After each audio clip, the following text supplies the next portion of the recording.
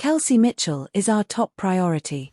Will WNBA All-Star re-sign with Indiana Fever?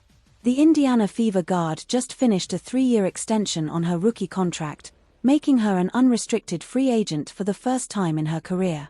Mitchell is going into free agency at the right time, too. She's coming off the 2 best years of her career, named an All-Star both seasons. In 2024, she helped lead the Fever to the playoffs for the first time in her career, finishing the regular season just 3 total points behind rookie phenom Caitlin Clark. The former Ohio State star saw the Fever go from a laughingstock in the league when she was drafted in 2018 to a team on the rise and the WNBA's walking billboard in 2024.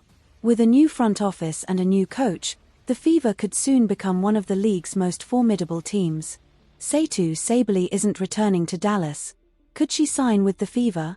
WNBA free agency schedule, key dates for when players can negotiate, sign.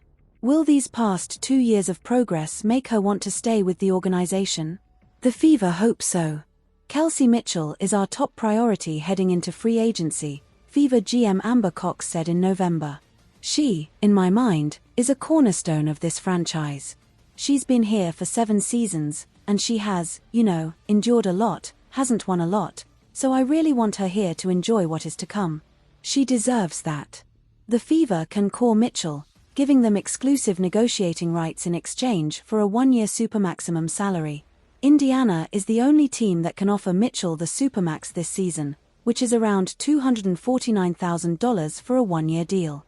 Mitchell can also be called in 2026, potentially giving Indiana 2 more years before she hits true free agency. That, along with a promising prospect of handling the backcourt with Clark, gives the Fever hope they can come to a deal with Mitchell. Teams can extend qualifying offers to core-eligible between January 11th to 20th. I don't think that there's another team that she could go to that would maximize her skill set better, Fever president Kelly Krauskopf told IndyStar in November.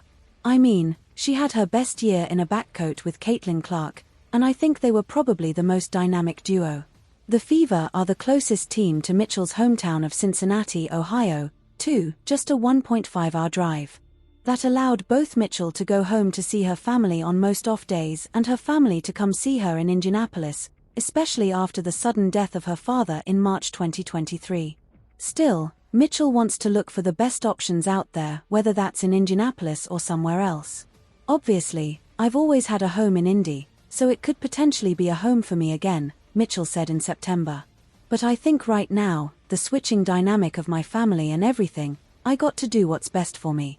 That's no hanging my hat on one team or another, but I think it's specifically for me. I got to be selfish about that process. Mitchell's camp has indicated they want to test the free agency waters this off-season and talk with other teams, despite the core tag. Mitchell has never been in a place in her career where she has been able to levi offers from multiple teams. She signed her 3-year extension before the final year of her rookie contract, negating her becoming a restricted free agent or talking with teams after her rookie deal. Technically, Mitchell will not be able to talk with other teams unless the Fever give permission, as part of the core designation. Indiana could give her permission to talk with other teams and still retain her rights with the Supermax deal, basically allowing Mitchell to test the waters for what is out there when she hits true free agency after her core years are up. If Mitchell really wants to leave for another team, too, she could negotiate a sign and trade out of the Fever franchise, and no matter what happens or where Mitchell ends up, she is likely to only sign a 1-year deal. The league's current collective bargaining agreement with the WNBA Players Association expires following the 2025 season, and the WNBPA is heavily pushing for a revamp and increase in player salaries starting in 2026. Because of that, there are very few free agents signing past 2025. Fever's chances of re-signing Kelsey Mitchell still up for debate, per WNBA Insider. It remains to be seen whether Kelsey Mitchell will want to re-sign with the Indiana Fever. The Indiana Fever have a chance to become immediate WNBA championship contenders for 2025 if they have a successful free agency signing period this off-season.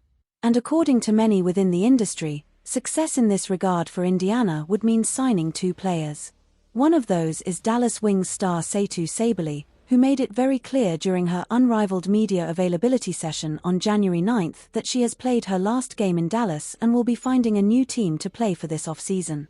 In a January 7 article, Chicago Sun-Times reporter and WNBA